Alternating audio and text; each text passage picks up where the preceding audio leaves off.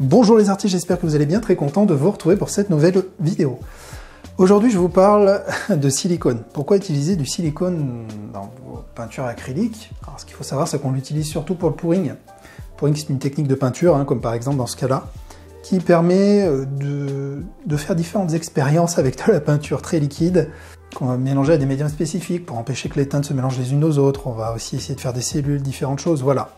Si ça vous intéresse, j'ai 2 cours complets gratuits, je vous en propose un ici, je vous mets le lien de la vidéo. Maintenant, pourquoi parler de silicone? Quel lien avec le pouring? Alors souvent quand on fait du pouring, on veut obtenir ce que l'on a ici, alors c'est plus ou moins maladroit sur le cas de ce tableau, mais on veut obtenir ce qu'on appelle des cellules. C'est ce que vous avez ici, ici, un peu de partout en fait. Il y en avait un peu ici aussi qui ont été maltraitées. Les cellules, comment on les obtient? Alors, contrairement à ce que l'on croit, c'est pas forcément systématiquement en utilisant du silicone, parce qu'on sait que le silicone va permettre d'avoir des cellules, mais c'est pas une fin en soi. Tout d'abord, la première technique, c'est d'utiliser des densités de peinture différentes. Et ça, on n'en parle pas assez. Si vous utilisez des densités de peinture différentes dans vos différents mélanges, parce qu'on sait qu'on va mettre un pourcentage d'eau, un pourcentage de médium et un pourcentage de peinture, si vous cherchez un peu plus en peinture, si par exemple dans un de vos mélanges il y a un peu plus de peinture que dans une autre, il va y avoir des différences de densité.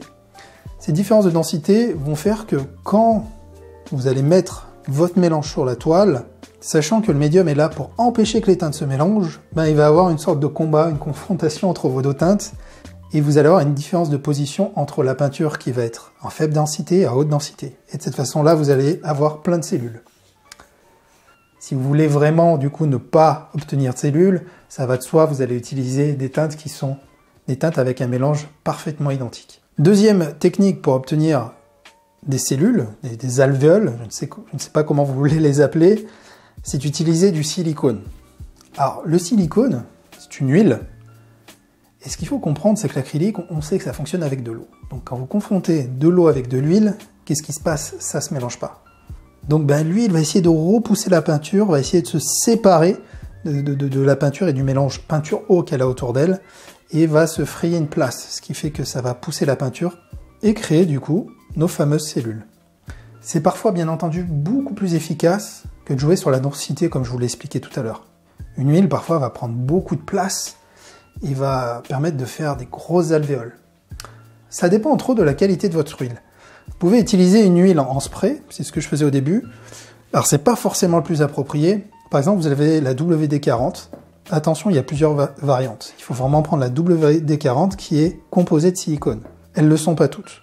Là, vous avez quelque chose en état gazeux, vous pouvez prendre un verre, en mettre dans le verre, vous faites très attention aux émanations, ça reste chimique, mettez un masque ou autre, et vous, dans un verre, vous allez diffuser un peu de lubrifiant, vous allez récupérer un liquide que vous laissez reposer, et après, de cette façon-là, vous allez pouvoir l'utiliser dans vos teintes. L'inconvénient de cette méthode, c'est que c'est croisé avec d'autres produits chimiques. Il n'y a pas uniquement de l'huile de silicone. L'état gazeux, ça redevient liquide, pas forcément bon. Et apparemment, il y aurait dans certains cas, il pourrait y avoir des petits jaunissements sur votre toile. Je l'ai vu, moi, effectivement, quand à l'époque j'utilisais un peu de WD-40. Et je suis bien content aujourd'hui de ne plus l'utiliser. Mais c'est pour vous montrer, en tout cas, c'est une alternative qui peut fonctionner.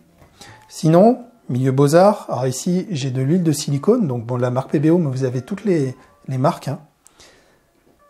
L'huile de silicone ici, elle est vraiment, donc elle est pure et elle est faite pour l'utilisation du pouring. Très simple, donc là, c'est pas de l'état gazeux, une petite pipette, et voilà, vous mettez 1 ou 2 gouttes, enfin, ça dépend de votre recette, mais l'avantage, c'est que là, vous avez vraiment quelque chose qui est fait pour. Donc un peu plus pratique que la WD-40, ce mélange, ça fait je sais pas combien d'années que je l'ai, vous voyez, j'en ai d'autres, ça va vous durer un bon moment, il n'y a pas de souci là-dessus. Là, ce qui est bien, sachant qu'il n'y a pas d'autres produits chimiques, en soi, la tenue va être assez adaptée, va être plutôt adaptée, et vous aurez, en théorie, pas de jaunissement. Alors, après, pourquoi je vous montre ça? Certes, ça doit en choquer certains, mais pour ceux qui connaissent le pouring, vous savez que vous pouvez avoir une réaction avec une chaleur, et avec une chaleur intense, mais sur du très court terme, c'est-à-dire très brièvement. Si vous utilisez un chalumeau, si vous utilisez un petit chalumeau de cuisine comme ça, et que vous l'allumez très bas, et que vous l'allumez, que vous sortez une petite flamme, et que vous mettez un tout petit coup sur vos cellules, ça va révéler toutes les cellules. Ça va créer une réaction qui va vraiment forcer les cellules à se séparer encore plus violemment de la peinture. Je ne vais pas rentrer dans le détail sur ce qui se passe quand on chauffe la toile, mais sachez que ça fonctionne bien. Vous allez avoir plein de cellules qui sortent. Par contre, le souci, c'est que certains pensent qu'en chauffant, on va avoir des cellules plus grandes. Non, au contraire. Généralement, on va avoir beaucoup plus de cellules, mais plus petites. Si vous voulez de grandes cellules, essayez de jouer sur la densité de peinture. Si ça ne fonctionne pas, très peu de silicone. Certains mettent beaucoup de silicone. C'est là l'erreur. Ils se disent, bon, bah, si je prends mon mélange, plus je mets de silicone et plus mon alvéole va être grande en théorie. Ben non. Parce que le problème, c'est que vous mettez une goutte, 2 gouttes, 3 gouttes, ça va faire plein de petites alvéoles. Et vous allez mettre une goutte, 2 gouttes, 3 gouttes, et généralement, vous reprenez une pipette, vous remélangez, vous remettez, donc c'est-à-dire que vous brisez votre goutte en plein de petites gouttes. Et si on multiplie ça par le nombre de gouttes, plein d'alvéoles.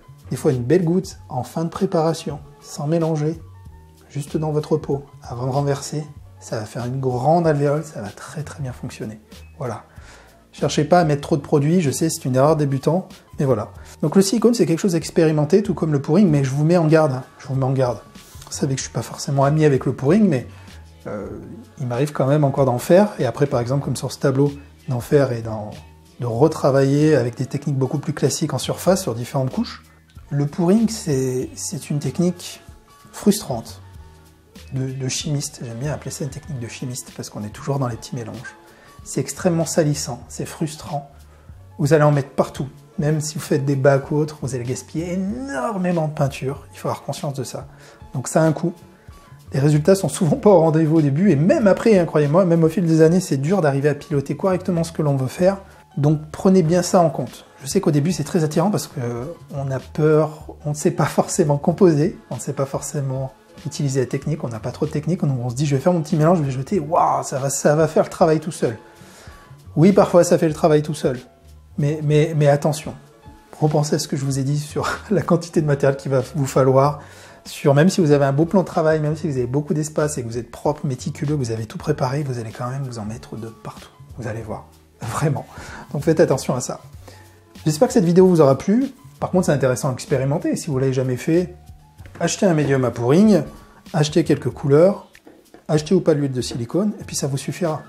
Juste avec un médium, de l'eau et quelques peintures, ça vous permettra de faire vos premiers pourrings. Je vous remercie d'avoir regardé cette vidéo, un petit pouce levé si vous l'avez aimé, et puis je compte sur vous pour la partager autour de vous. Je suis persuadé que ça peut en intéresser certains. Et dites-moi en commentaire si vous aussi vous faites du pouring et si vous utilisez l'huile de silicone ou pas pour vos alvéoles. Est-ce que c'est quelque chose que vous n'avez jamais utilisé alors que vous faites beaucoup de pouring, ou vice-versa, enfin je sais pas. Voilà. J'aimerais bien avoir vos témoignages. En tout cas, d'ici là, moi je vous remercie, et je vous dis à très bientôt pour une autre vidéo.